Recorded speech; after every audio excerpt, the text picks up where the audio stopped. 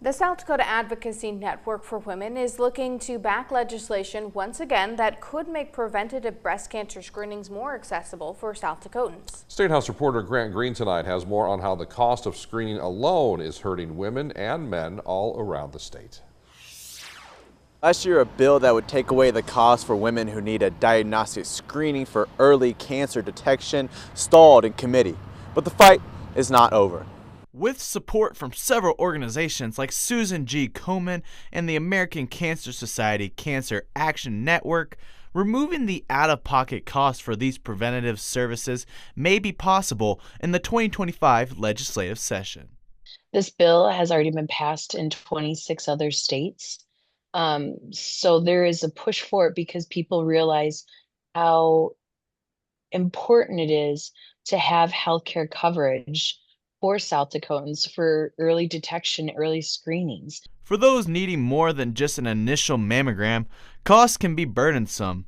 A Susan G. Komen study found out-of-pocket costs for a breast MRI alone averages to around $1,000. I have a woman who testified in Montana who took out a loan on her life insurance policy and finds creative ways to pay for her MRI every year.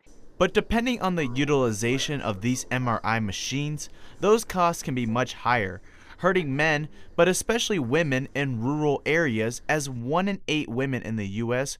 are expected to develop breast cancer in their lifetime. Most people are just not going to.